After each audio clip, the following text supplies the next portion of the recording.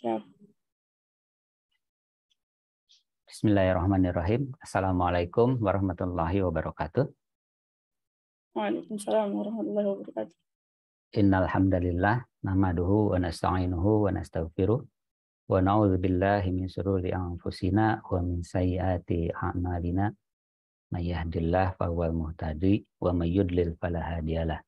Asyhadu an la ilaha illallah wa asyhadu anna Muhammadan abduhu wa rasuluh. Qala lahu ta'ala fi kitabil karim. A'udzu billahi minasyaitonir rajim. Bismillahirrahmanirrahim.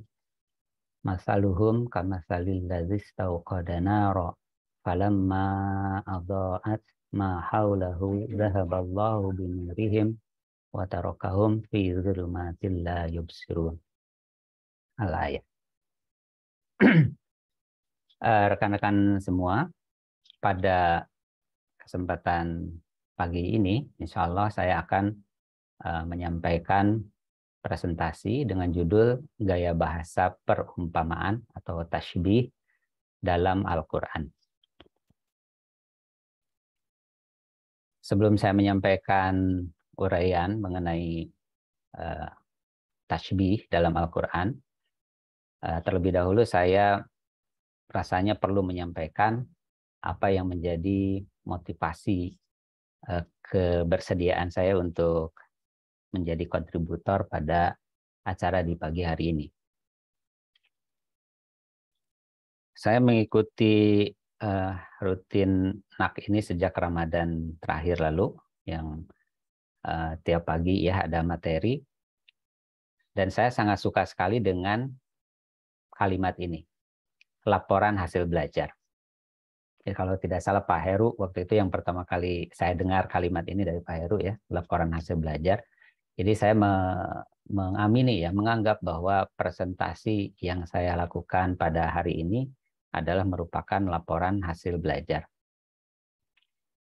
Hal ini analog dengan mahasiswa yang presentasi di depan dosen dan rekan-rekannya.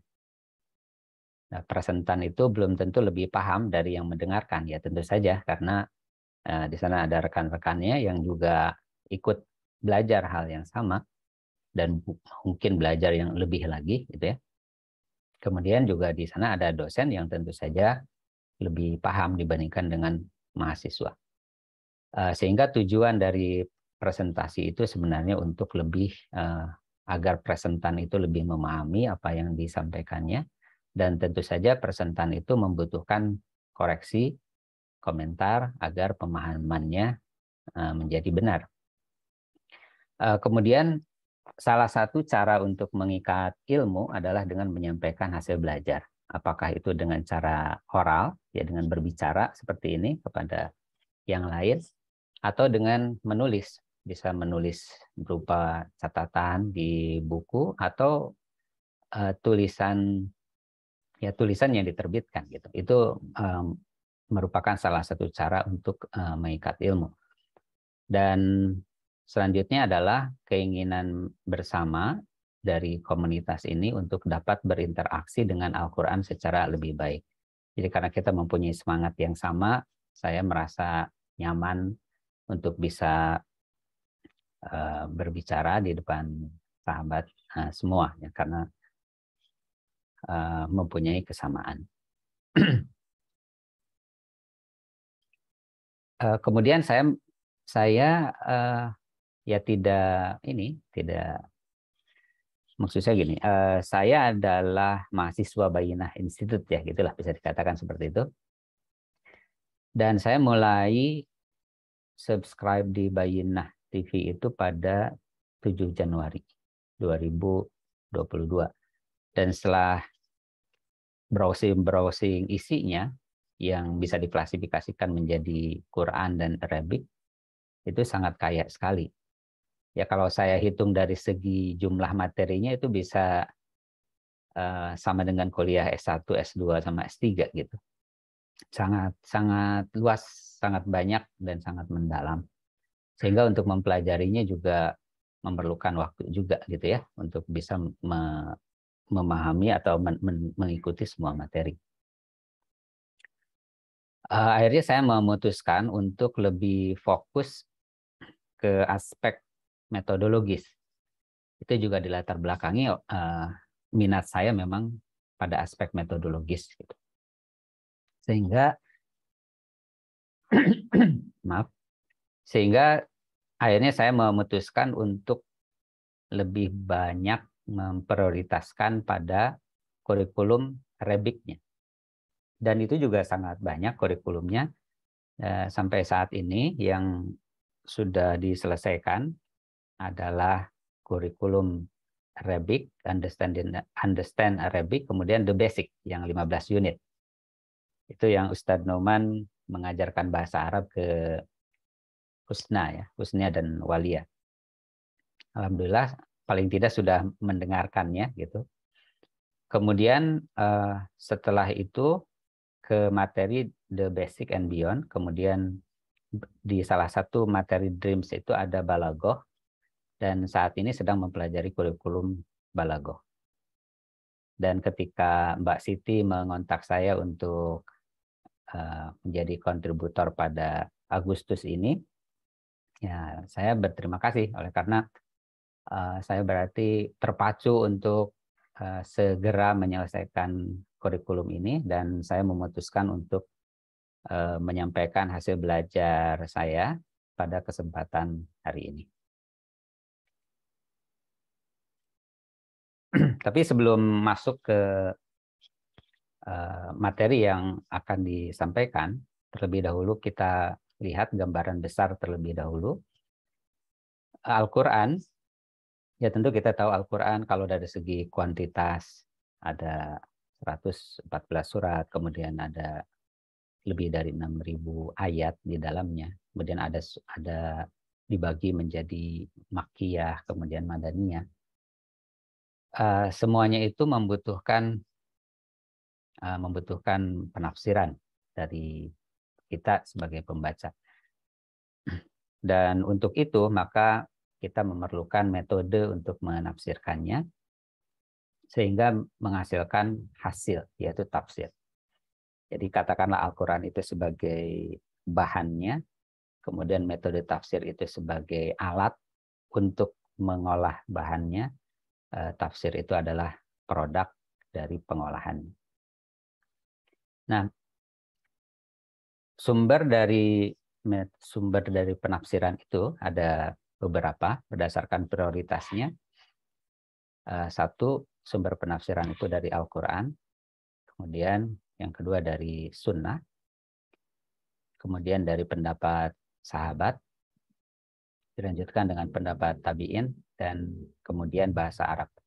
Ini sistematika seperti ini banyak bisa kita temukan dalam berbagai buku tafsir, dan yang saya kutip ini dari buku Profesor Salman Harun yang menyampaikan urutan ini. Jadi Al-Quran, Sunnah, pendapat sahabat, pendapat tabi'in, dan bahasa Arab. Nah, bahasa Arab ini adalah salah satu minat dari Ustadz Noman Alikan. Ya. Kemudian ragam tafsir juga luar biasa banyaknya. Ada yang mulai dari awal sampai akhir.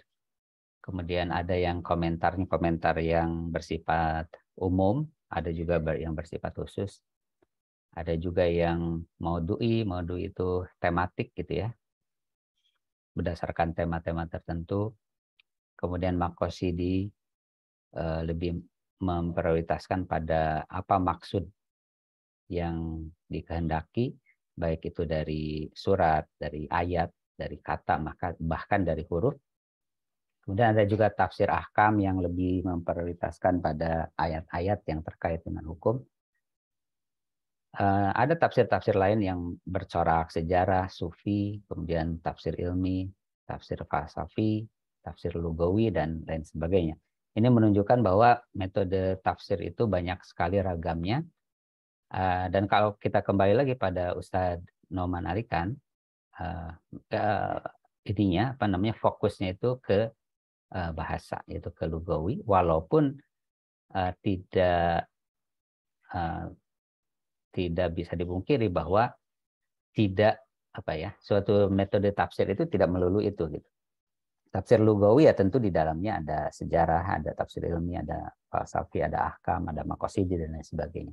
Tapi yang menjadi fokus perhatian, metode utamanya adalah pada lugawi.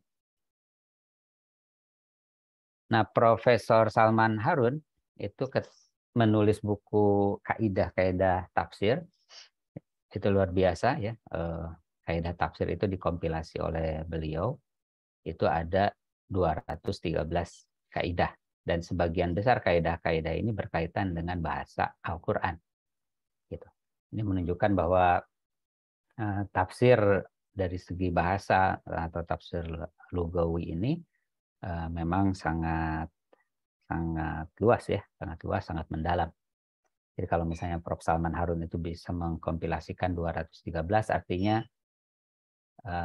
ya kalau bisa memahami 213 kaidah ini luar biasa ya, alhamdulillah akan sangat bisa membantu interaksi kita dengan Al-Quran. Nah, Ustadz Nauman sendiri menyampaikan ilmunya itu lewat berbagai media ya. Yang utama adalah di Bayyinah TV, kemudian dalam bentuk buku Divine Speech. Ini buku yang sangat menggugah.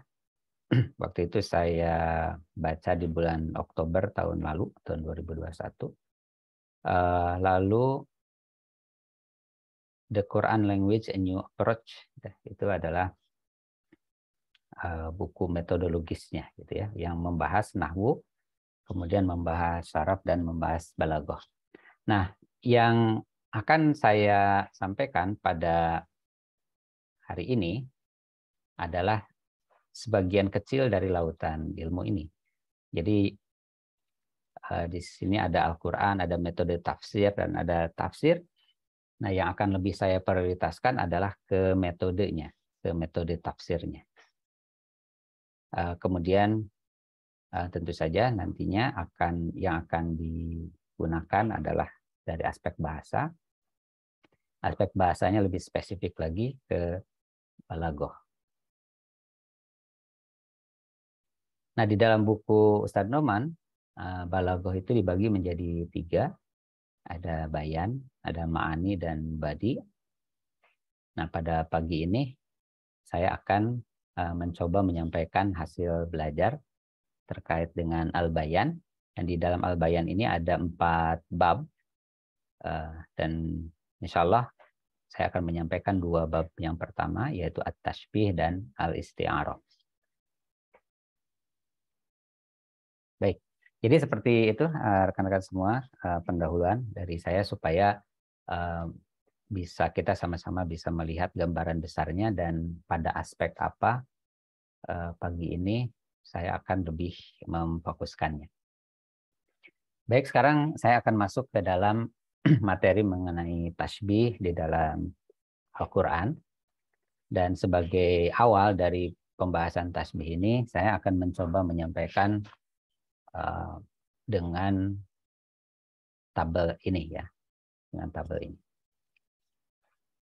Baik, misalnya kita mau mengatakan kepada seseorang bahwa dia itu mirip singa atau seperti singa. Tentu yang kita maksud misalnya dalam hal keberanian. Jadi di sini ada 4 rangkaian kata. Kamu seperti singa misalnya dalam keberanian kamu, gitu ya. Kamu seperti singa dalam keberanian kamu. Di sini saya susun berdasarkan urutan ini, tapi dibacanya seperti yang saya sampaikan, gitu ya. Kamu seperti singa dalam hal keberanian kamu. Nah, ada banyak variasi yang bisa disampaikan untuk menyampaikan hal tersebut.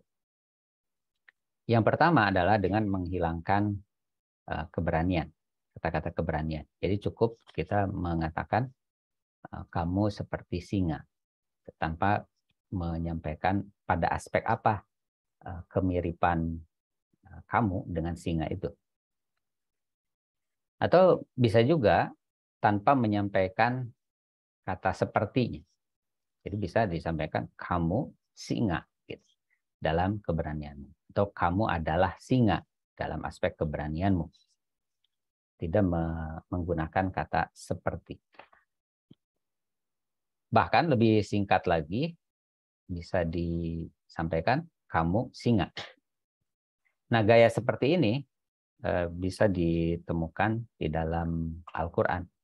Dan ini juga mungkin menjadi bahasa sehari-hari juga yang sering kita gunakan. Dan ketika kita mengucapkan pilihan alternatif ini, ada intensi atau tujuan khusus yang kita inginkan yang dirasakan oleh lawan bicara kita. Itu tentu ada intensinya atau ada tujuannya pemilihan gaya seperti ini.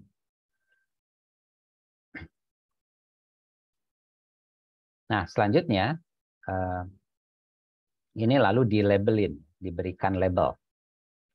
Struktur ini diberikan label.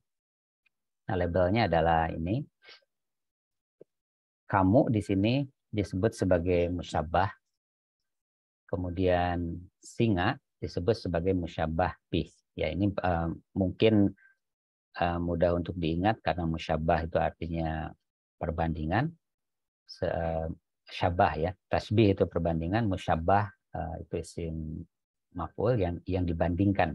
Jadi yang dibandingkannya adalah kamu. Nah, yang dibandingkannya dengan apa? Ditambahkan dengan kata bihi, musyabbah bih, singa. Kamu seperti singa.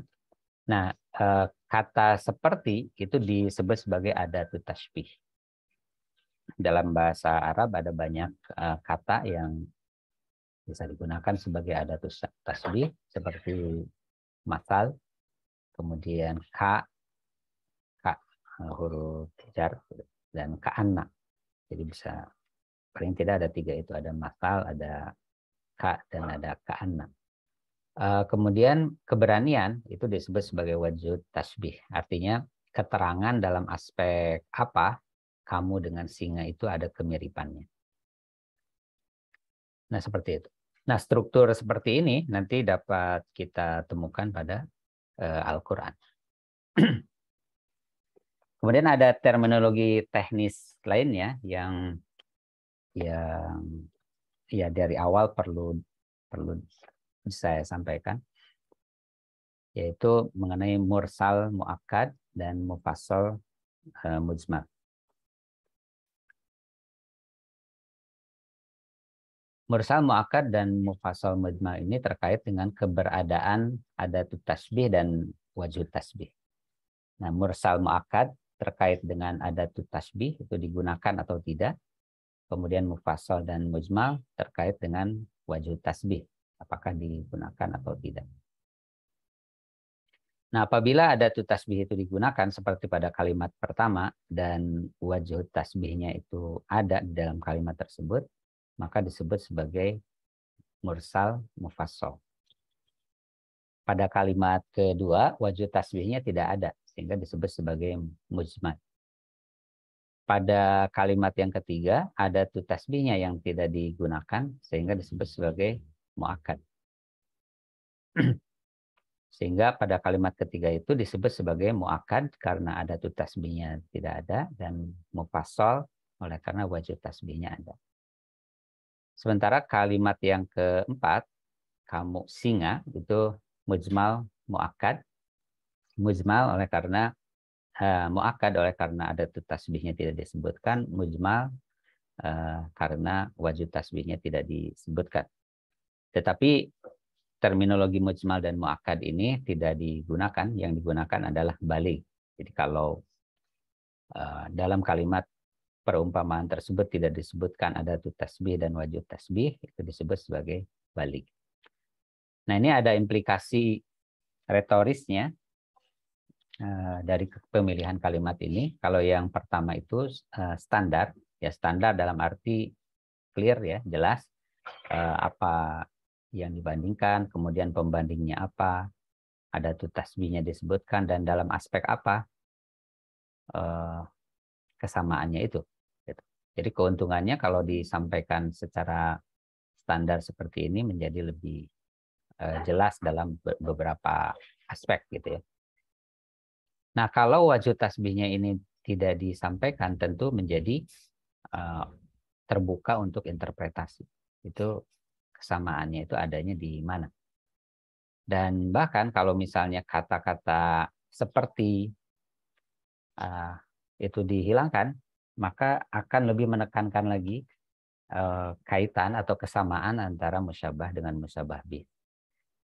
Dan kalau keduanya dihilangkan, baik itu adatut tasbih maupun wajud tasbih, itu adalah kalimat yang sangat kuat, ya, yang sangat kuat.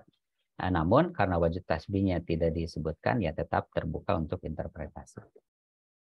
Nah, di sini ada catatan bahwa kalimat yang pertama itu tidak sering ada di dalam Al-Quran, tetapi tidak sering, begitu juga dengan pilihan kalimat yang ketiga. Nah, yang cukup banyak adalah pilihan kalimat yang kedua dan yang keempat.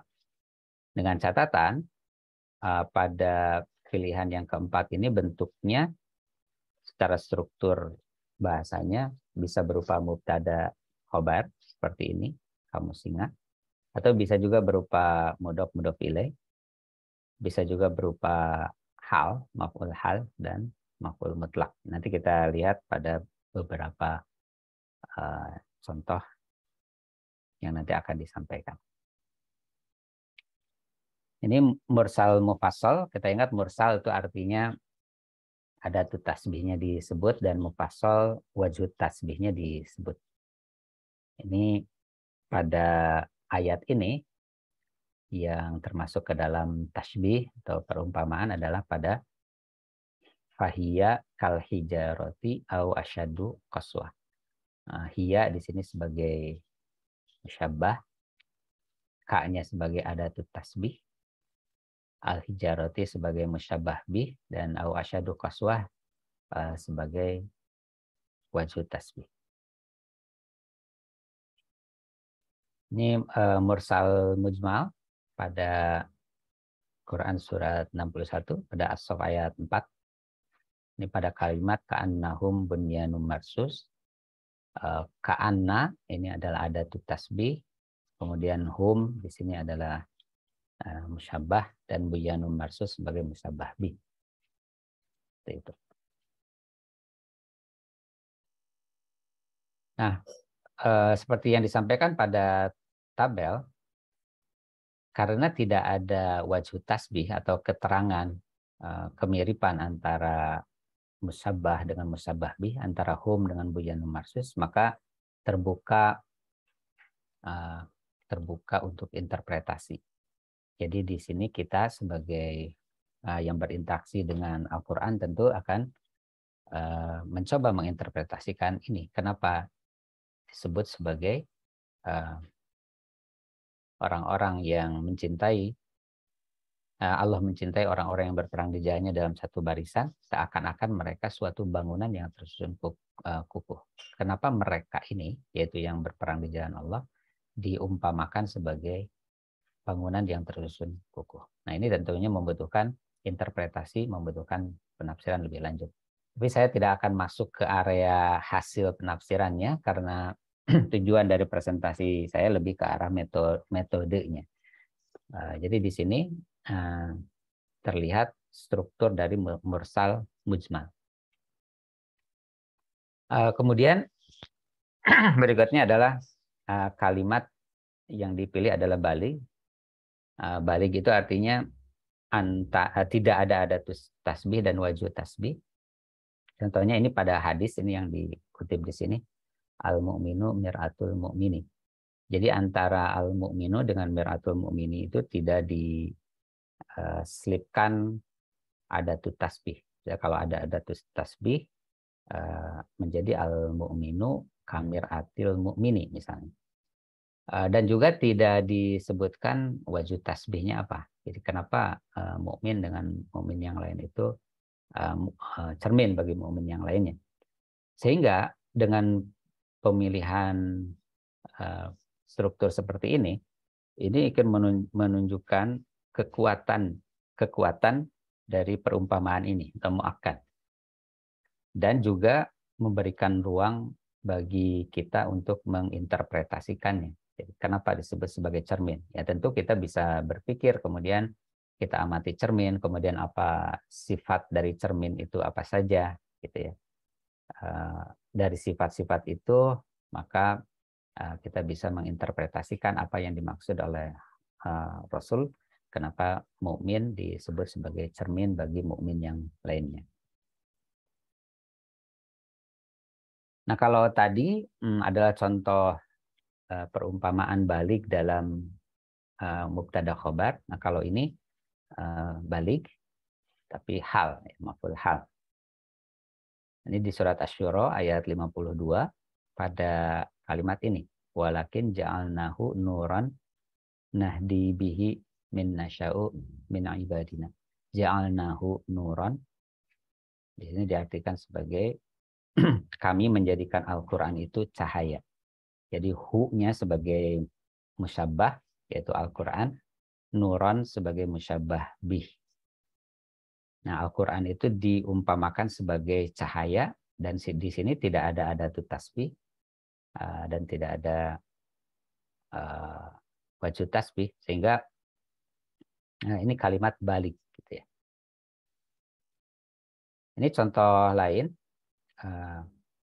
yang balik berupa maf'ul hal pada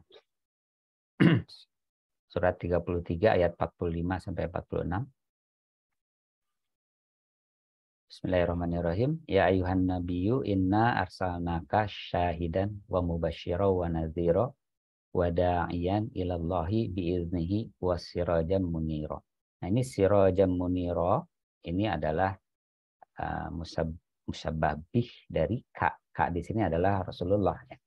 Jadi Rasulullah itu diumpamakan sebagai pelita yang menerangi. Nah, antara ka Rasulullah dengan sirajan munira tidak ada adatut tasbih. Sehingga kalimat ini balik. Wajud tasbihnya juga tidak disebutkan secara eksplisit, sehingga kalimat ini disebut sebagai balik. Tidak ada adatut tasbih dan tidak ada musyabbah. Maaf, tidak ada adatut tasbih dan tidak ada wajud tasbihnya.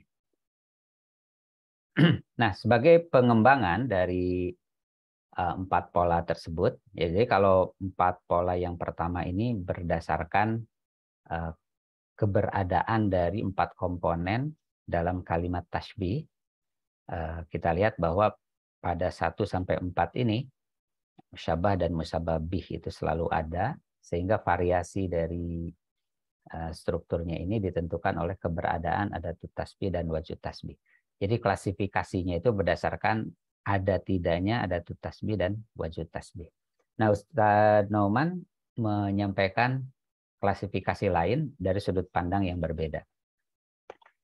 Klasifikasi yang berikutnya disebut sebagai ad-dimni, yaitu tidak mengikuti pola tasbih. Ya, pola tasbih itu musyabbah, musyabbah bih, adatut tasbih, dan wajud tasbih. Tidak secara eksplisit mengikuti pola tersebut, tetapi kita mengetahui bahwa di dalamnya ada unsur tasbih. Nah, di istilah secara keilmuannya disebut sebagai ad-dimni. Implikasinya adalah membutuhkan lompatan pemikiran, karena tidak secara eksplisit disebut sebagai perumpamaan. Berikutnya adalah jenis berikutnya adalah pembalikan musyabbah dan musyabbah bih. Jadi kalau pada struktur sebelumnya kamu diumpamakan dengan singa, tapi pada kondisi tertentu mungkin pembicara itu akan menyampaikan dibalik gitu, singa seperti kamu atau singa kamu. Nah, itu disebut sebagai maklub.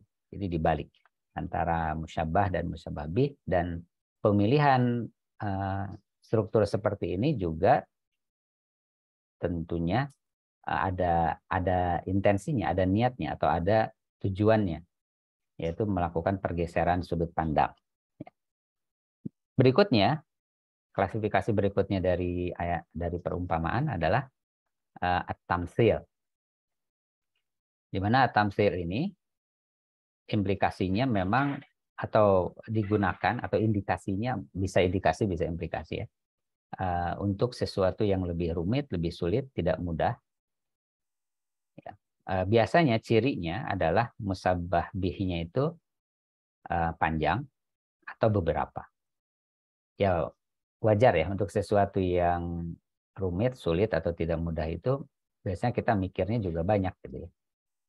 Nah ini musabah bihnya aja banyak. Misalnya masaluhum kamasalil ladzis tauqadanar. Itu maaf, musabah bih ya itu salah. Ya ada tu tasbih. Ada tu tasbih masaluhum kamasalil ladzis misalnya. Itu digunakan beberapa ada tu tasbih. Ada masal, ada ka dan ada masal lagi gitu. Jadi ada beberapa ada tu tasbih. Kemudian musabah bih juga seperti itu. Kalau misalnya musabah bih itu satu tapi panjang gitu kalimatnya, atau malah musyabah itu ada musyabah bihnya itu banyak. Nah itu juga menunjukkan persoalan yang rumit. Contohnya ketika menggambarkan orang munafik.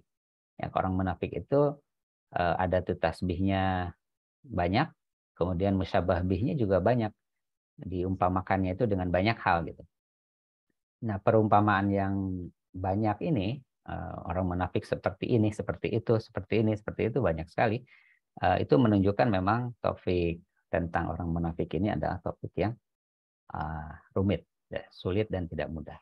Selain itu, Ustaz Noman menyampaikan bahwa salah satu dari tasbih yang at-tamtsil ini adalah interpretasinya itu memerlukan second interpretation. Maksudnya gini, suatu kata itu kadang-kadang kita sudah paham dari impresi pertama. Misalnya singa. Kamu singa, itu kita paham apa yang dimaksud dengan singa.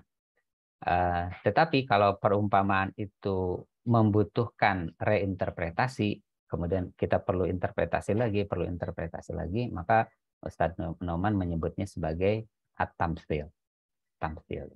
Nah ini menarik karena di buku lain yang saya baca ya, ada buku yang judulnya Tamtsil dalam Al-Quran, itu malah untuk menggantikan kata tasbih. Jadi tasbih di Ustadz Noman disebut sebagai tasbih itu induknya, sementara tamtsil adalah salah satu variasi dari tasbih, tapi di buku tersebut malah judulnya tamtsil. Nah, ini ada kesepakatan saja mungkin ya menurut saya. Jadi di dalam buku Ustadz Noman, ketika menggunakan kata tamtsil itu dimaksudkan untuk menjelaskan salah satu variasi dari tasbih, di mana di dalamnya rumit, sulit, tidak mudah, dan memerlukan interpretasi yang lebih. Tapi kalau dipikir-pikir lagi, bisa saja bagi kita, itu semua tasbih itu ya tamtsil. Oleh karena immediate interpretation dari kita mungkin tidak begitu tepat ya. Karena perumpamaan-perumpamaan di dalam Al-Quran itu digunakan bahasa Arab yang klasik, sehingga memerlukan interpretasi berdasarkan sudut pandang bahasa Arab klasik ya, sementara kita tidak menguasai itu. Jadi mungkin saja berdasarkan sudut pandang seperti itu ya semua tasbih itu adalah tamtsil bagi kita. Nah ini adalah contoh ad-dimni. Ad-dimni itu tadi adalah tidak mengikuti struktur tasbih, tapi kita tahu di dalamnya ada perumpamaan. Contohnya pada surat ke-49 Al-Hujurat ayat 12. Bismillahirrahmanirrahim. Ya ayyuhalladzina amanu ijtanibu katsiran minadz-dzanni inna ba'dadz-dzanni itsmu wa la tajassasu wa la yaghtab ba'dukum ba'dha ayuhibbu ahadukum ayyakula lahma akhihi maitan fakarihtumuh wattaqullaha innallaha tawwabur rahim.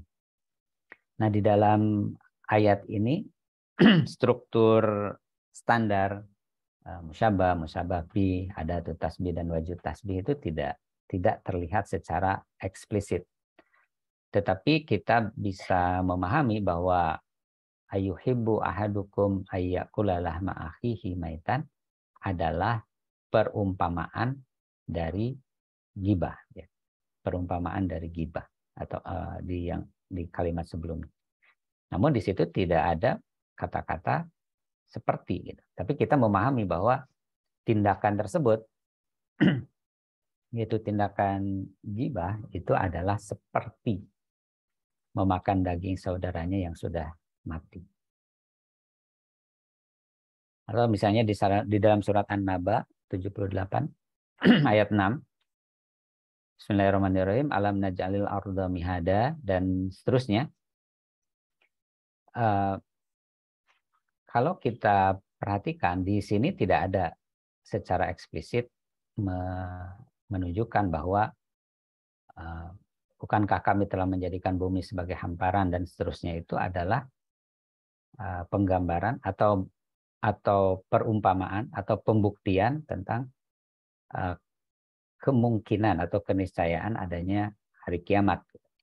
Nah, di sini tidak secara eksplisit ada keterangan itu, tetapi kita bisa memahami bahwa pertanyaan ini, alam naj'alil arda mihada, itu adalah untuk membangkitkan kesadaran buat kita bahwa fakta-fakta yang kita lihat sehari-hari itu adalah merupakan bukti atau adanya keniscayaan adanya hari kiamat. Ini disebut sebagai ad-dimni.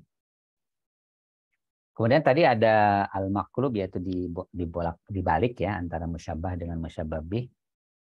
Contohnya ini pada surat 16. Surat An-Nahl ayat 17. Bismillahirrahmanirrahim. Afamay yakhluqu kamal la yakhluqu afala tadzakkarun. Maka apakah zat yang dapat menciptakan sesuatu sama dengan yang tidak dapat menciptakan? Apakah kamu tidak mengambil pelajaran? Nah, di sini musyabbahnya adalah may yakhluqu.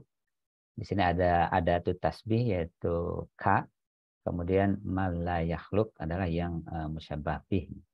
Mungkin kita berharap pada umumnya strukturnya adalah dibalik ya, mal la yakhluqu kama yakhluqu gitu. Tapi di sini tentu ada maksudnya atau makosidi, berarti ya, ada maksudnya kenapa dibalik strukturnya. Jadi apa yakhluqu kama la yukhlaqu. Tentu ada intensi atau ada tujuannya seperti apa. Nah, kalau kita mendengarkan penjelasan dari Ustadz Noman, ya, menurut beliau salah satu interpretasinya adalah untuk selalu menempatkan Allah sebagai prioritas, Allah yang lebih utama, sehingga disebutkan di awal. Tapi itu adalah masuk sudah ke dalam hasil penafsiran gitu ya. Tapi dari segi metode tafsirnya ini disebut sebagai maklub, yaitu membalikkan struktur musyabbah bih. Jadi musyabbah pada kalimat pertama menjadi musyabbah bih pada kalimat pertama, pada kalimat kedua menjadi musyabbah. Kemudian hal tersebut juga bisa dilihat pada surat Al-Baqarah ayat 275. Ini ucapan dari mereka yang bertransaksi riba ya. Mereka mengatakan innamal bai'u mithlur riba. Sesungguhnya perdagangan itu seperti riba. Jadi ini juga dibalik strukturnya. Struktur yang standar, yang dianggap standar atau yang mungkin diharapkan oleh sebagian besar orang adalah innamar riba mithlul bai'. Tetapi mereka ini orang-orang yang mempraktekkan riba malah menyebutkan al-bai' mithlul riba, perdagangan itu seperti riba. Dan ini interpretasinya nanti ke dalam hasil penafsiran adalah kenapa struktur ini yang dipilih, apa maksudnya? Kenapa di struktur standar musyabbah, sesuatu yang mestinya menjadi musyabbah malah digunakan sebagai musyabbah bih, dan sebaliknya sesuatu yang awalnya musyabbah bih menjadi musyabbah.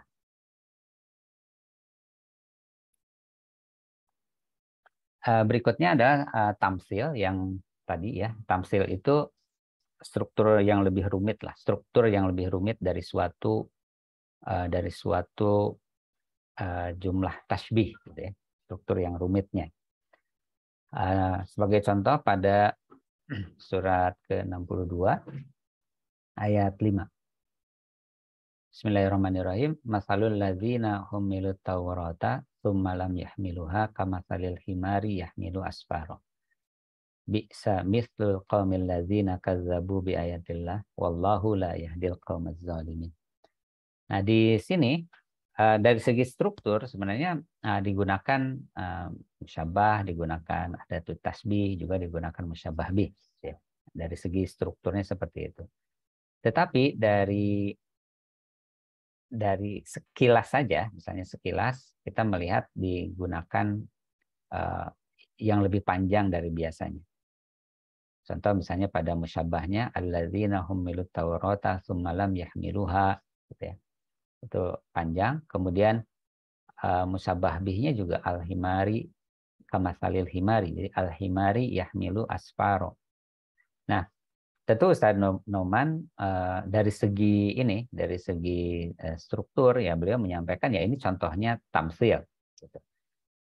Tentu beliau juga menyampaikan penafsiran beliau mengapa seperti ini. Gitu. Tapi karena memang saya tidak berbicara hasil penafsirannya, tapi saya lebih ke arah metode tafsirnya, maka di dalam ayat ini kita bisa melihat contoh dari tasbih yang berupa variasinya itu berupa at-tamtsil. Nah, karakternya sudah bisa kita lihat dari panjangnya musyabbah dan musyabbah bih. Kemudian ada tasbihnya juga ada 2 ya. Malah ada 3, ada masal, ada ka, ada masal. Jadi ada 3, ada tasbih.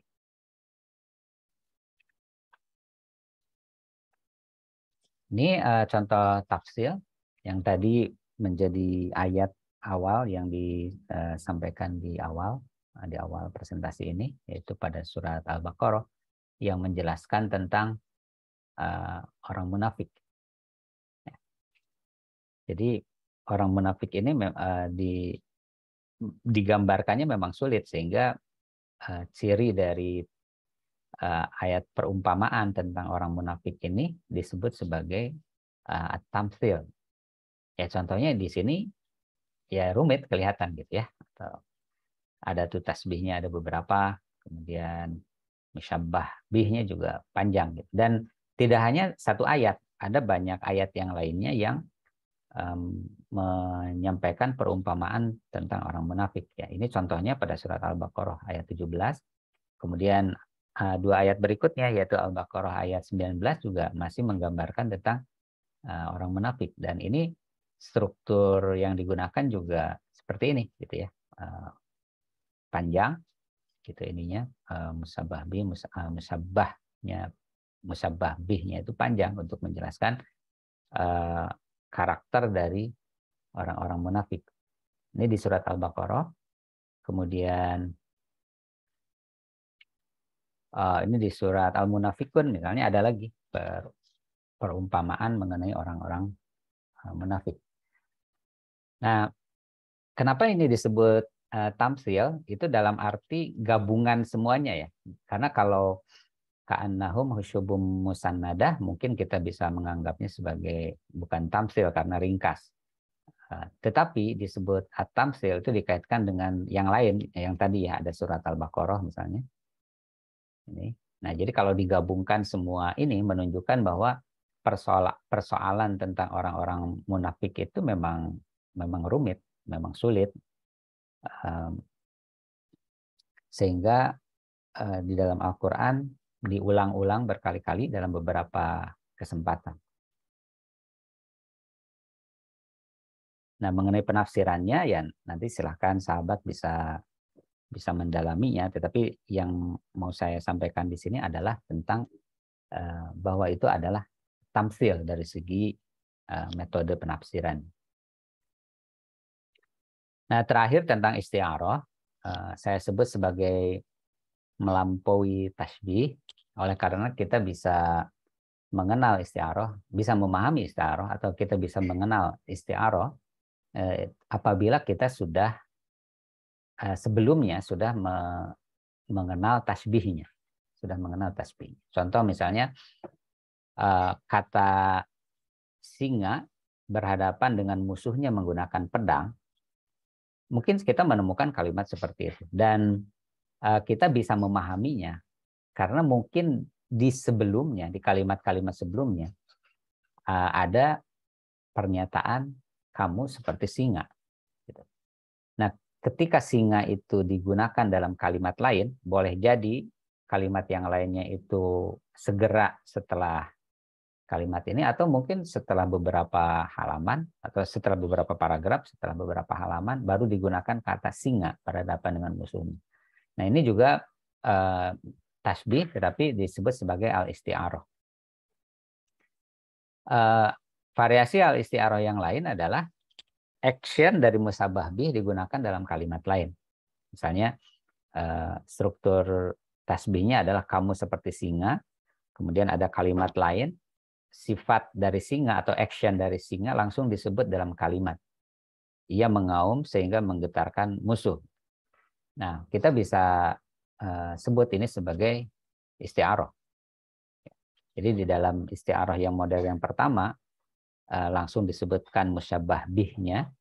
Jadi musyabbahnya itu, kamunya itu tidak perlu diulang-ulang, karena kita sudah tahu bahwa setiap menggunakan kata singa itu berarti kamu. Nah, secara keilmuan ini diberi label juga namanya isti'arah at-tasyrihah. Kemudian apabila musyabbah bih, action dari musyabbah bihnya itu disebut tanpa menyebutkan musyabbah bihnya, jadi singanya sudah tidak perlu disebut lagi. Kalau ada mengaum atau merobek atau menerkam, yaitu artinya singa, dan singa itu adalah kamu. Nah, itu lebih ini lagi, lebih lanjut lagi, dan ini diberikan label juga namanya al-isti'arah al-makniyah. Jadi umumnya berupa action dari musyabbah bih. Nah, ini contohnya, contoh dari isti'arah pada surat Ibrahim ayat 1. A'udzubillahi minasyaitonirrajim. Bismillahirrahmanirrahim. Alif lam ra, kitabun anzalnahu ilaika litukhrijan nasa minaz zulumati ilan nur biizni rabbihim ila siratil azizil hamid. Nah, di sini az-zulumat an-nur itu sudah bisa kita pahami sebagai apa gitu. Nah, tentunya di dalam ayat-ayat yang lainnya sudah disampaikan perumpamaan zulumat itu apa, perumpamaan sesuatu yang diumpamakan sebagai kegelapan itu apa, sesuatu yang diumpamakan sebagai cahaya itu apa, sehingga musyabbahnya tidak perlu disebut lagi, langsung disebut di sini musyabbah bihnya, yaitu kegelapan dan cahaya. Dan kita sebagai pembaca yang berinteraksi dengan Al-Quran itu memahami apa yang dimaksud dengan zulumat dan apa yang dimaksud dengan nur tanpa disebutkan secara eksplisit yang diumpamakan sebagai kegelapan dan cahaya ini apa. Nah, ini contoh yang lainnya, pemilihan kata yamuju di dalam surat ke-18, surat Al-Kahfi ayat 99. Wa tarokna ba'dahum yawma idzi yamuju fi ba'din wa nufikha fis suri fajama'nahum jam'a. Yamuju ini menurut Ustadz Noman ya, yamuju ini adalah suatu action tetapi untuk menggambarkan perilaku air. Jadi air kalau mengalirnya itu disebut sebagai yamuju. Nah, ini untuk menggambarkan bagaimana aliran manusia gitu, pada saat itu. Nah, tentunya ini langsung disebut sebagai action dari air karena sebelumnya kita memahami bahwa yang terjadi pada saat itu diumpamakan sebagai air. Nah, airnya sendiri tidak disebut, tetapi langsung disebut sebagai action dari air, yaitu mengalir gitu. Mengalir, tapi mengalirnya itu seperti bagaimana mengalirnya air. Kan disebut sebagai yamuju. Nah, ini juga disebut sebagai isti'arah. Nah, di dalam Al-Qur'an isti'arah itu mungkin ya lebih banyak penggunaannya dibandingkan dengan tasbih. Nah, sebagai kesimpulan,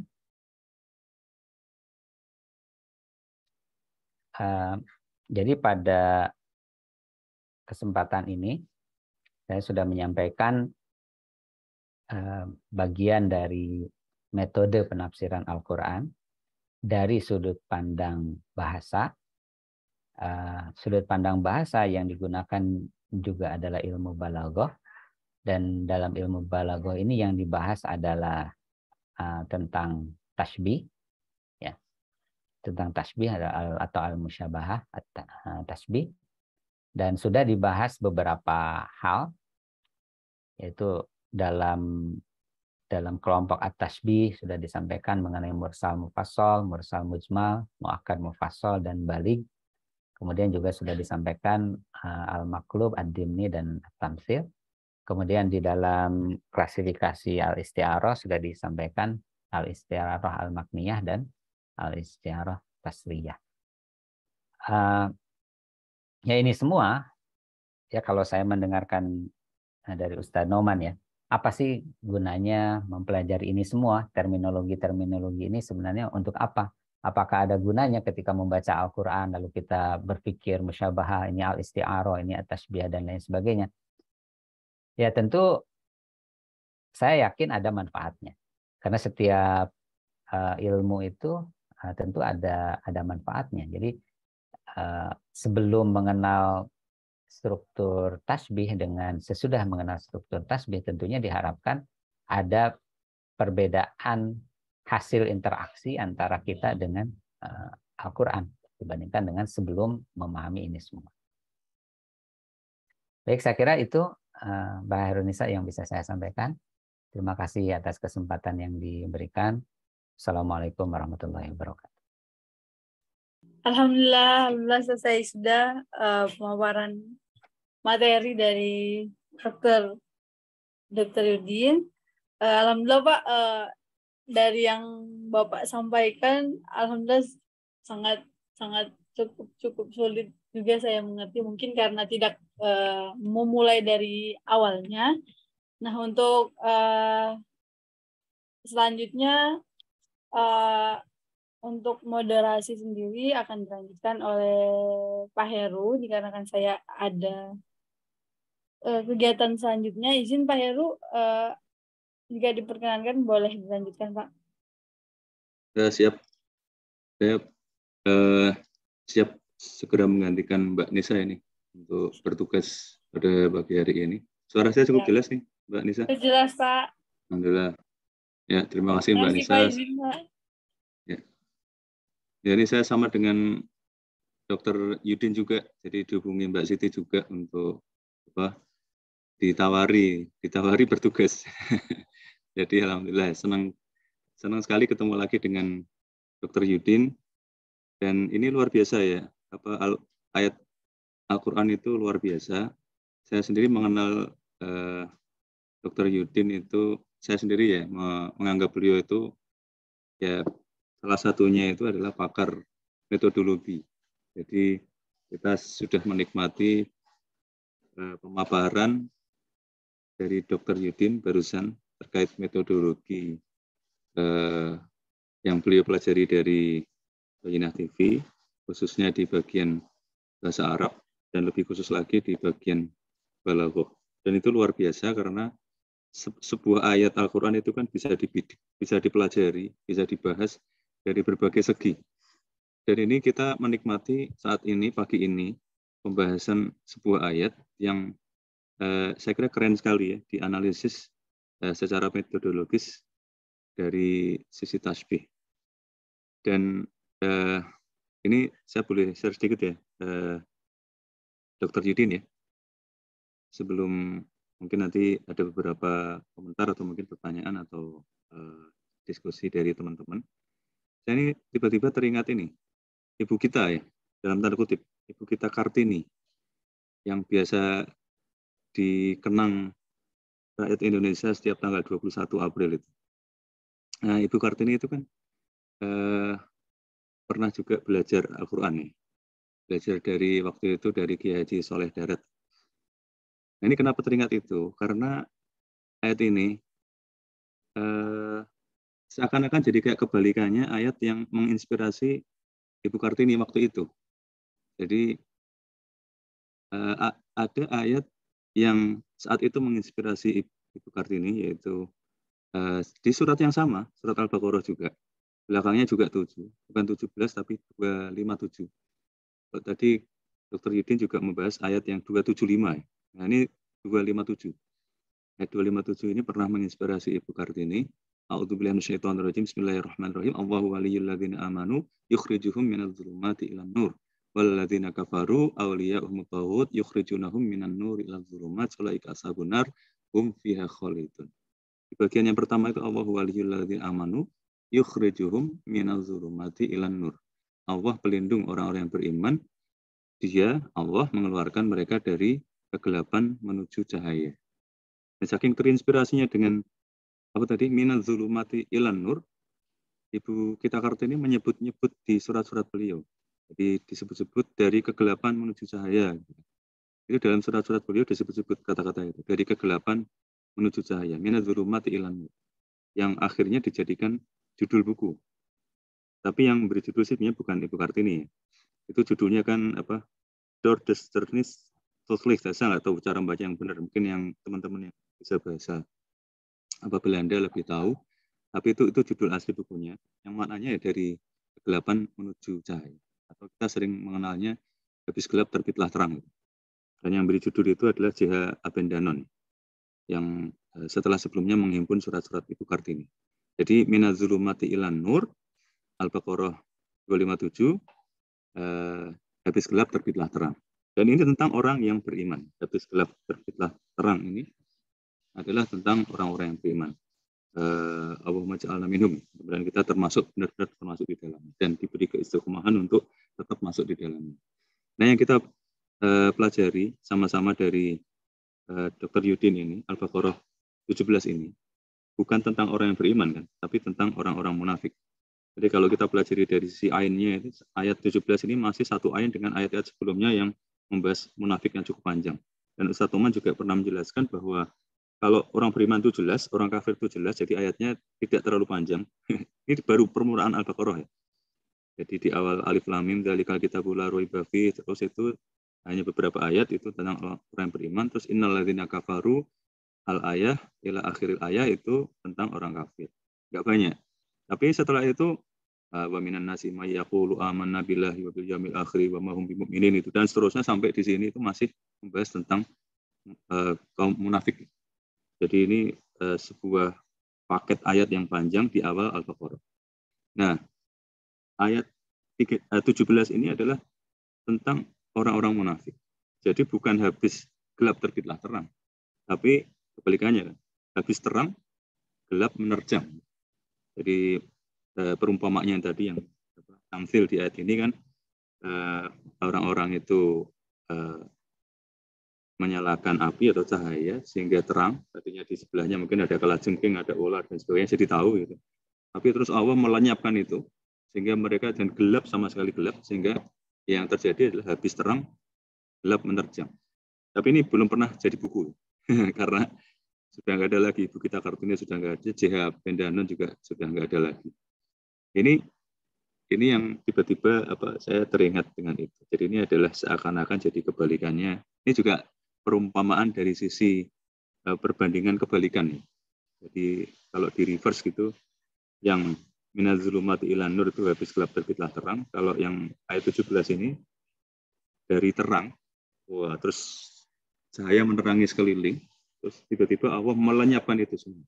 Jadi tadinya terang jadi gelap. Dan Allah membiarkan itu terjadi. Itu sedikit dari saya aja.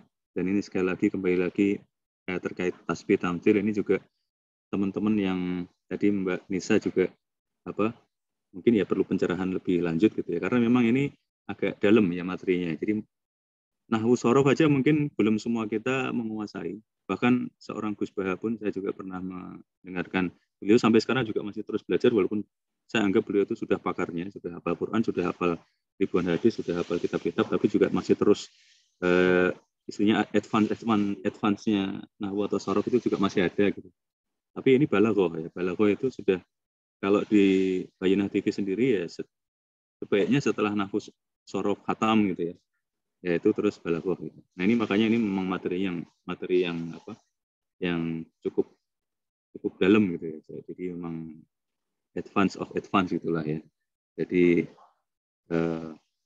mungkin juga nanti di sini ada Kang Hanif juga, ini salah satu pakar bahasa Arab kita, mungkin juga bisa mungkin berbagi sharing juga terkait hal ini, karena ini sangat-sangat menarik. Satu ayat bisa dibedah dari berbagai sisi.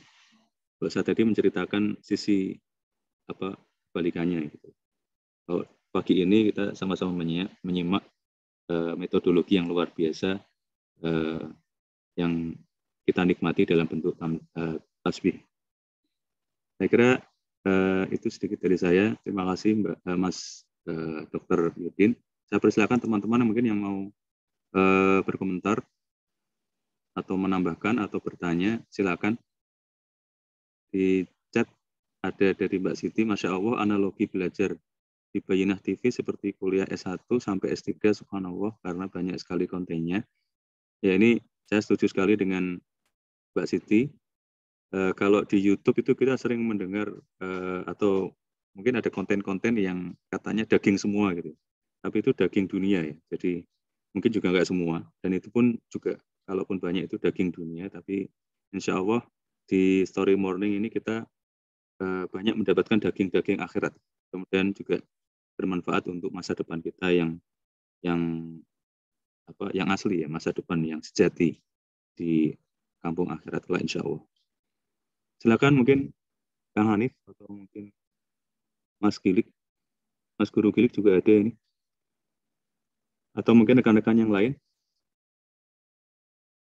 Kalau ada tambahan. Atau mungkin dari Dr. Yudin dulu. Mungkin sedikit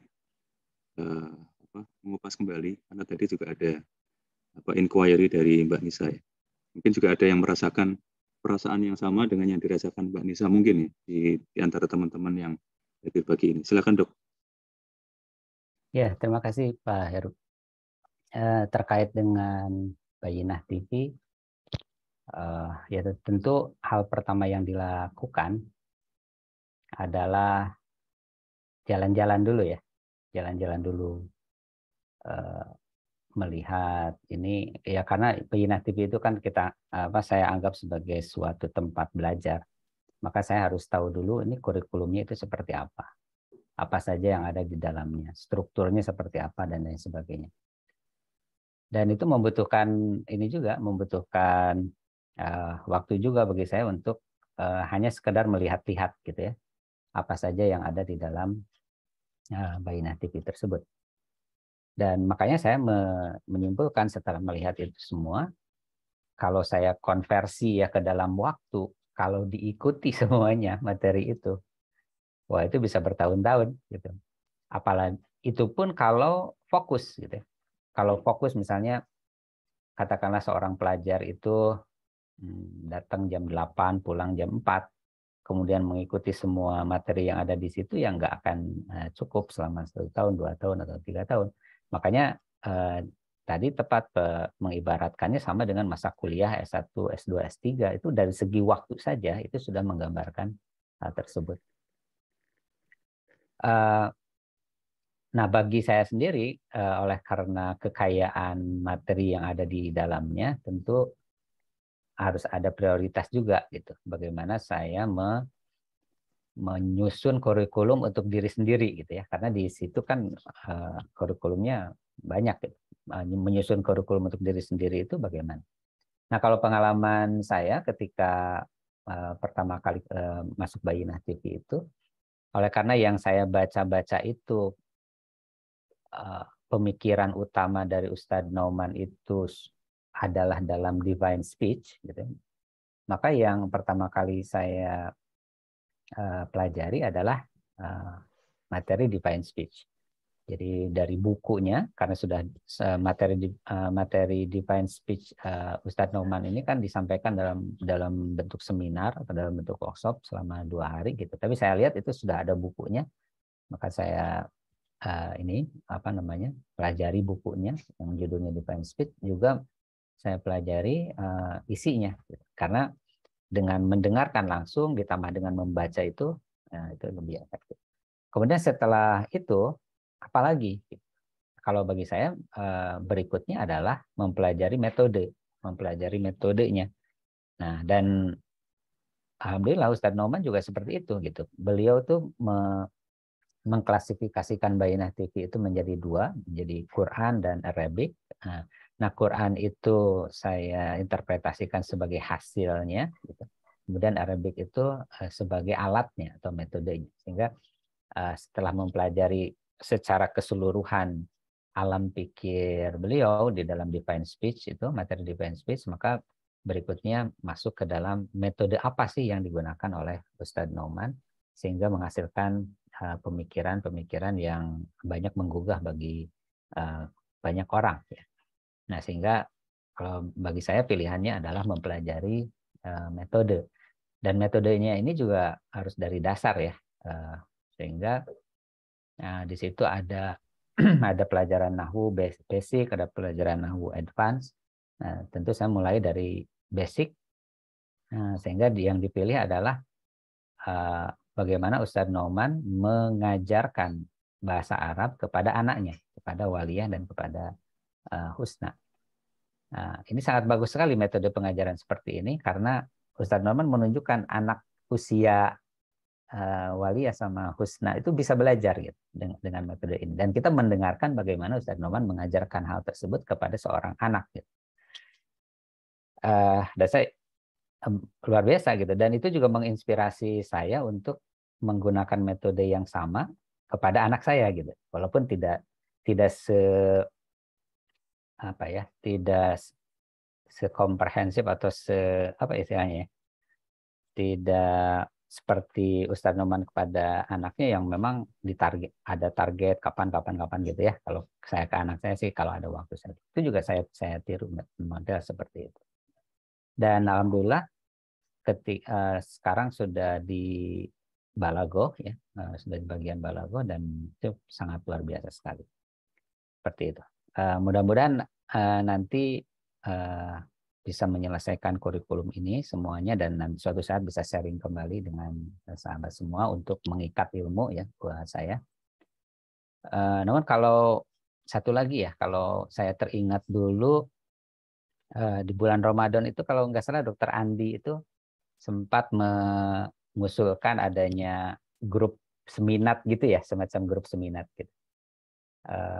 Bagaimana kata beliau, kata Dokter Andi, bagaimana kalau ada grup seminat, misalnya ada grup seminat Nahwu, ada grup seminat Sorof, ada grup seminat Balaghah, misalkan seperti itu, lalu lebih intensif lagi berdiskusi. Nah, saya juga senang tuh kalau misalnya ada grup-grup seminat tersebut. Jadi selain ada kajian rutin setiap minggu pagi ini, mungkin ada beberapa yang seminat pada topik tertentu, baik itu topik, tema ataupun metode gitu, pada metode untuk lebih saling menyemangati gitu ya untuk ada diskusi tambahan terkait hal tersebut. Begitu Pak Heru kalau pengalaman saya terkait dengan bagaimana memanfaatkan kurikulum yang terdapat di Bayyinah TV. Ya mungkin dari rekan-rekan yang lain juga bisa memberikan pengalamannya bagaimana memanfaatkan apa-apa yang ada di Bayyinah TV tersebut. Terima kasih Pak Heru. Terima kasih Dr. Yudin. Ini juga bagus untuk menginspirasi kita semua ya teman-teman. Mungkin yang sudah ada akses ke Bayyinah TV, mungkin yang belum juga jadi termotivasi untuk mengakses. Yang sudah mengakses itu juga kan belum tentu dipelajari ya, cuman langganan, tapi mungkin ya bisa karena belum sempat gitu ya, karena waktunya belum susah banget nyari waktunya dan sebagainya. Ada yang memang sudah mulai mendisiplinkan paling enggak setiap hari gitu ya. Terus juga itulah juga mengapa dulu salah satu yang menyebabkan VOB lahir itu salah satunya itu Dr. Yudin ya. Jadi Voice of Bayyinah waktu itu juga lahirnya karena ya kita nggak ada data dari Dallas ya. Dari Dallas kan kita nggak tahu siapa saja orang Indonesia yang bisa mengakses BTV gitu. Daftar pengakses BTV ya gitu kan kita nggak punya. Pernah diminta oleh Mas Taufik ya sebagai ketua Yayasan Bayyinah Indonesia atau Yayasan Bayyinah Quran Indonesia, tapi emang nggak dikasih. Tapi akhirnya dari situ kan jadi ketahuan. Oh ya ini, wah ini, nah, ini, wah ini. Nah, jadi itu akhirnya beberapa tertarik untuk menulis, sehingga juga memastikan nggak cuma sekedar langganan, tapi juga mendengar dan menuliskan. Jadi Dr. Yudin menyebut-nyebut soal mengikat ilmu. Jadi salah satunya kan kita mengikatnya dengan menuliskannya. Dan itu lebih juga bermanfaat karena kalau voice itu sampai sekarang kan belum ada teknologi kontrol F. Ya. Jadi misalnya ingin mendengarkan tentang tasbih, mungkin kontrol F terus kita ngomong gitu kan, tasbih gitu. Terus ketemu di menit ke 33 detik ke 20 misalnya, kan belum ada itu.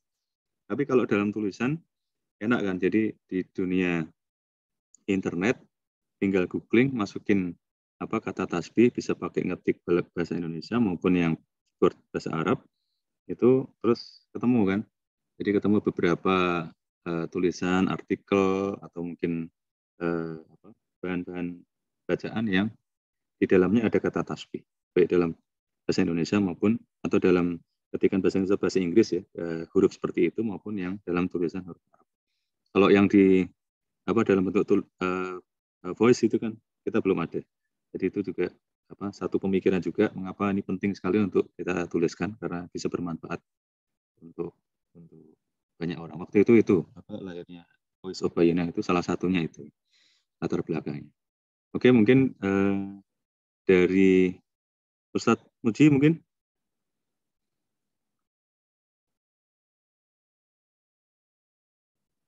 Atau dari Mas Egar. Atau dari Kang Hanif, silakan kalau ada. Assalamualaikum warahmatullahi wabarakatuh. Assalamualaikum warahmatullahi wabarakatuh. Kaifa halukum? Gimana kabarnya? Alhamdulillah. Khair, alhamdulillah. Ya, ini alhamdulillah senang sekali nih dengerin Ustadz Sofyuddin menyampaikan materi balaghah ya. Dan saya kemarin habis dengerin itu surat Munafikun yang disampaikan Ustadz Noman. Jadi ini relate karena dari balaghah ini khususnya di ayat ini adalah tasbih tamtsil ya. Jadi yang ayat Al-Baqarah 17 tadi itu relate dengan surat Al-Munafikun. Karena ada perumpamaan juga di surat Al-Munafikun itu ka'annahum khusyubun musannada. Dan saya tertarik metode Pak Sofyuddin tadi menyampaikan metode, karena beliau ini memang ahli metode ya. Jadi kalau mau konsultasi statistik atau metode yang S2, S3 bisa ke beliau, jadi beliau memang ahli di bidang itu. Saya gini dulu Pak Sofyuddin juga kalau di biodata pernah belajar filsafat juga ya. Saya tertarik bagaimana metodenya balaghah itu kalau dibandingkan dengan metode misalkan retorika dalam filsafat dan bagaimana ini kalau di bahasa Indonesia kan setahu saya dulu ada pelajaran namanya majas. Majas kemudian ada subnya itu alegori gitu. Nah, di beberapa definisi ini kalau kita ikuti penjelasan surat Al-Baqarah ayat 17 ini, yaitu perumpamaan mereka seperti orang yang menyalakan api ya. Jadi orang yang menyalakan api itu kan dapat cahaya, kemudian tiba-tiba nggak bermanfaat cahaya itu. Jadi perumpamaan mereka adalah seperti orang yang menyalakan api, maka setelah api itu menerangi sekelilingnya, Allah hilangkan cahaya yang menyinari mereka dan membiarkan mereka dalam kegelapan, tidak dapat melihat. Jadi dulu kan orang Madinah itu punya calon leader yang sudah digadang-gadang tinggal dinobatkan menjadi pemimpin di Madinah, di Yathrib. Kemudian datang Rasulullah dan suku Aus Khazraj yang sudah punya calon pemimpin itu membatalkan dan mengangkat Rasulullah sebagai pemimpin ya, karena beliau nabi dan sebagai pemimpin komunitas masyarakat di saat itu. Nah, ada sebagian mereka itu yang apa ya, mau terang-terangan melawan nggak berani, nggak, karena merasa kalah bargaining, tetapi akhirnya mereka masuk Islam. Dan itu kita kenal ada sosok yang dalam sejarah itu namanya Abdullah bin Ubay bin Salul ya. Yang itu kedekatannya dengan Rasul itu sangat dekat, dalam arti kalau sholat jamaah ya ikut sholat gitu. Kemudian ketika Rasulullah mau memberangkatkan pasukan ya di perang Uhud, nah, mereka sempat ikut tapi terus pulang gitu kan. Nah, tipikal mereka itu yang di shout Al-Quran itu dengan ayat-ayat. Dan ini menarik ya, menarik bagaimana ketika kasus siapa Zaid bin Arqam, ya mereka itu anak kecil 9 tahun, ya, yang ikut mendengar provokasi siapa Abdullah bin Ubay bin Salul di kalangan orang Yasrib asli. Jadi mereka ini bikin majelis, kemudian isinya kita hentikan pasokan bantuan ke para muhajir ini, orang-orang yang datang dari Mekah ini, kan mereka mengkutubkan antara Mekah Madinah. Di sisi lain di Madinah itu sebenarnya juga ada masalah, yaitu masalah jahiliyah, yaitu Aus Khazraj. Jadi kalau dibandingkan dari sisi alegori gitu ya, dari perumpamaan, kenapa ada kata-kata menyalakan api, tetapi mereka kemudian api itu nggak bermanfaat, mereka gelap gitu ya, karena tidak adanya sincerity apa ya, ketulusan gitu, ketulusan. Ya mereka sudah punya ambisi duniawi, tetapi terhalang dengan Rasulullah, kedatangan Rasulullah yang sebenarnya membawa cahaya, tetapi mereka pura-pura zahirnya itu Muslim, tapi batinnya tidak. Nah ini saya tertarik kalau dari sisi apa namanya tasbih tamsil tadi itu, bagaimana pendekatan menghadapi orang munafik gitu. Ini mungkin diskursus yang menarik gitu. Karena Umar ketika minta izin, udah kita habisi. Gitu. Kata Rasulullah, nanti apa kata orang lain, Muhammad membunuh sahabatnya sendiri. Ya maka Rasulullah itu pegang datanya, tahu apa yang mereka lakukan. Ya. Termasuk tadi laporan anak kecil tadi, Zaid bin Arqam itu kan lapor ke pamannya lapor ke Umar lapor ke Rasulullah. Nah, ketika dikonfirmasi, ya, si Abdullah bin Ubay itu datang ke Rasulullah. Nah, dia bikin testimoni yang enggak lah, itu bohong. Sehingga sampai Zaid bin Arqam itu merasa dia itu sedih yang sangat dalam. Bayangkan anak kecil lawan orang pemimpin, ya, seorang pemimpin kabilah. Dia merasa nggak dipercaya lagi. Ya, dia pulang. Nah, kemudian turunlah surat Al-Munafikun. Jadi bagaimana berinteraksi dengan orang munafik ini perlu kita pelajari ya.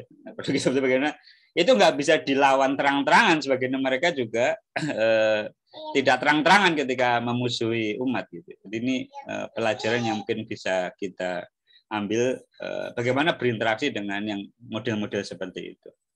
Dan nanti mungkin Pak Sewini bisa metodologi, mohon maaf, misalkan Yunani dengan metodologi Arab itu dalam ilmu apa ya, retorika itu bagaimana gitu, kalau menurut antum yang pernah mempelajari keduanya. Terima kasih.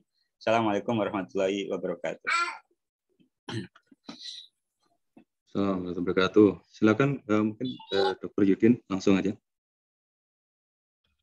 Ya, langsung menanggapi yang terakhir aja ya, pertanyaan mengenai perbandingan metodologi antara yang tadi saya sampaikan dalam ilmu bayan dibandingkan dengan apa yang saya pelajari di bidang filsafat ya. Begini, sebenarnya kalau kita berbicara metode, ilmu sebagai suatu metode, maka yang terjadi adalah antar metode itu akan saling melengkapi. Karena pengembangan apa ya, kebiasaan atau kultur yang dibangun di setiap disiplin ilmu itu berbeda-beda. Padahal sebenarnya kalau dirunut terus ke belakang, sebenarnya awalnya terjadi interaksi antara komunitas ilmiah filsafat saat ini, maksudnya apa yang dipelajari oleh komunitas ilmiah filsafat saat ini dan apa yang dipelajari oleh komunitas ilmiah non-filsafat. Misalnya non-filsafat itu kita sebut sebagai komunitas ilmiah agama lah, seperti itu. Dulunya kan sebenarnya terjadi interaksi juga antara Eropa dengan Arab, antara Yunani dengan Arab, kemudian dengan Arab dengan Yunani, sebenarnya sudah terjadi interaksi. Namun kultur ilmiah atau komunitas ilmiah lah yang mengakibatkan adanya segregasi keilmuan. Adanya segregasi keilmuan sehingga ilmu itu menjadi dipilah-pilah menjadi berbagai kategori ilmu. Tetapi kalau dikaitkan dengan metodologi, katakanlah metodologi dari aspek bahasa, di dalam komunitas ilmiah filsafat, yang paling basic sekali yang dipelajari adalah ilmu logika. Atau kalau sekarang yang lebih anyar, itu yang dipelajari adalah ilmu hermeneutika. Ya, kalau dibandingkan antar keduanya, saya lebih melihatnya dari aspek kesamaannya, dari aspek saling melengkapi antara kedua metode tersebut. Karena ini saya memandangnya dari aspek metode. Nah, lain hasilnya kalau dikaitkan dengan hasil. Jadi dengan metode yang sama itu hasil bisa berbeda, itu sangat mungkin. Nah, ini yang lebih kalau dari aspek kerigidan ilmiah tentunya tugas dari seorang ilmuwan adalah menggunakan metode yang benar terlebih dahulu. Menggunakan metode yang benar terlebih dahulu, kemudian mengenai hasilnya itu bisa berbeda-beda. Perbedaannya mungkin oleh karena memang faktanya berbeda, atau mungkin oleh karena pemahaman tentang metodenya berbeda, atau mungkin juga bahan yang dimiliki berbeda. Makanya hasil dari membaca Al-Quran dengan metode yang sama, misalkan dengan metode bahasa, antara seorang muslim dengan seorang non-muslim itu bisa berbeda. Seperti itu.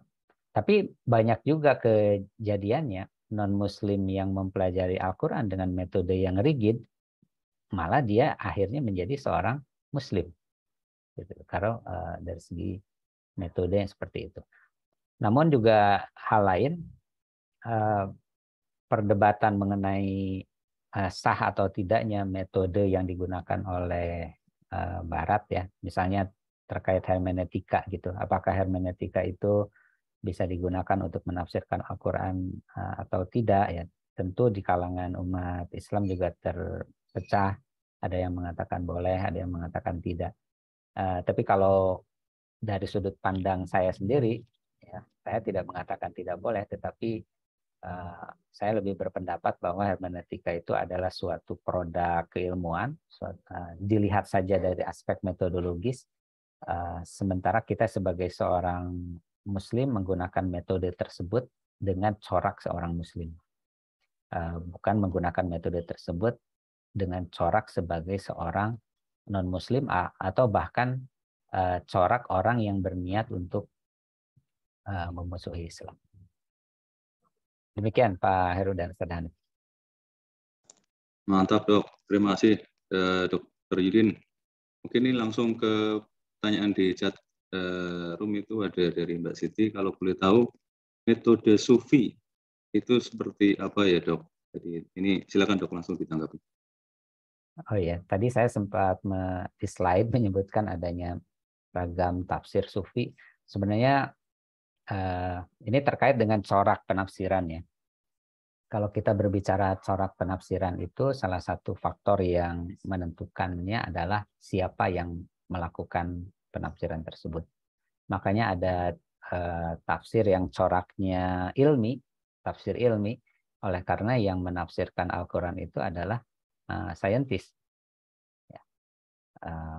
Ya banyak di Indonesia sendiri misalnya tafsir ilmi sudah dibuat beberapa buku oleh Departemen Agama, dan yang melakukan penafsiran adalah ilmuwan-ilmuwan atau saintis-saintis.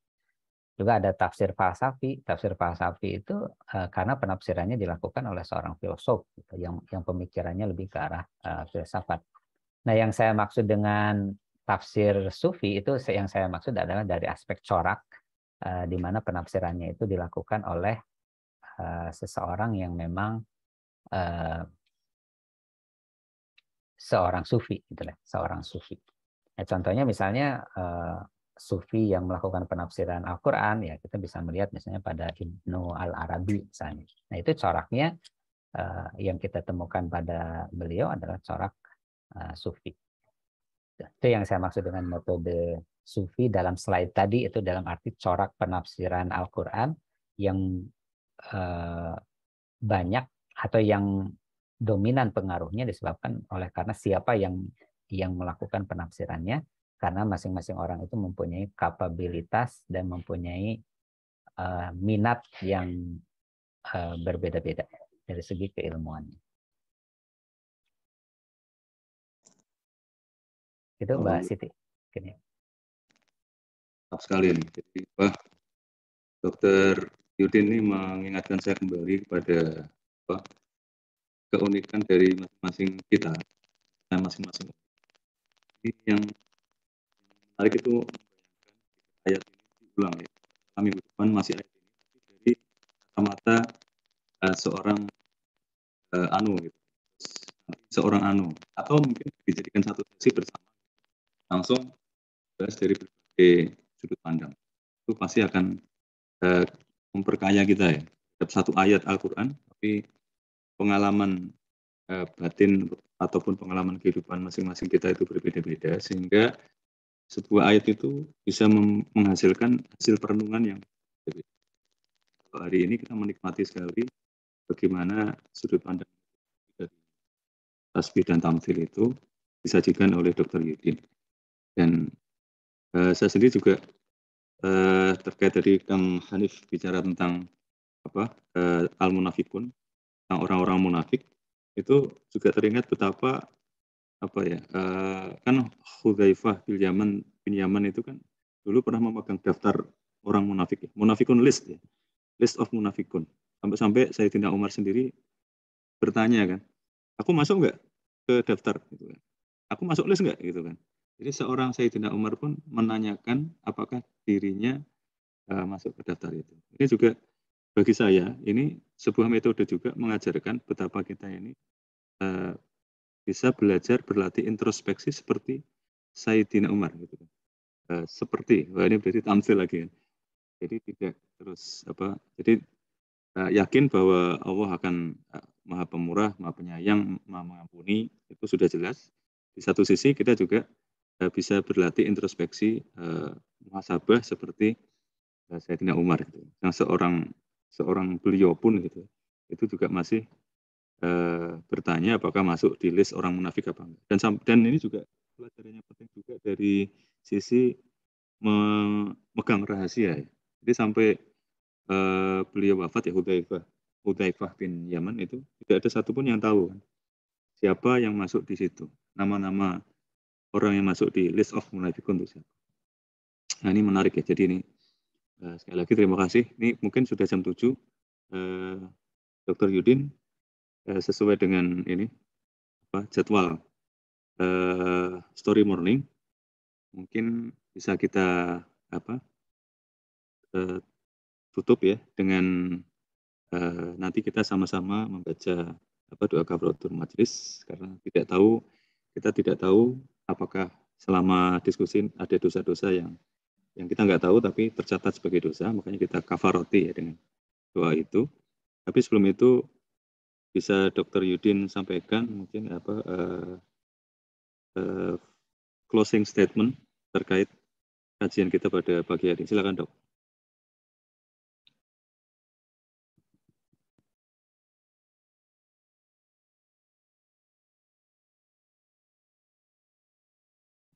Mungkin masih muted ya Dok ya?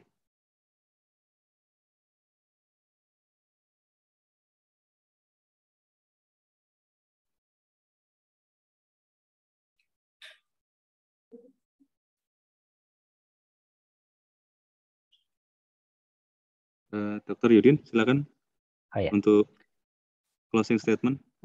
Baik. Ya sebagai penutup, Karena hari ini topiknya adalah tentang balaghah, khususnya tentang tasbih.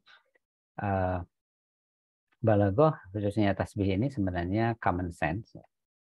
Kita sering menggunakan dalam kehidupan sehari-hari, tetapi kita biasanya tidak menyadari manfaat, keindahan, tujuan, dan lain sebagainya dari sesuatu yang sudah terbiasa. Ya, karena saking biasanya kita tidak bisa menjaga jarak lagi terhadap apa-apa yang kita lakukan sehari-hari.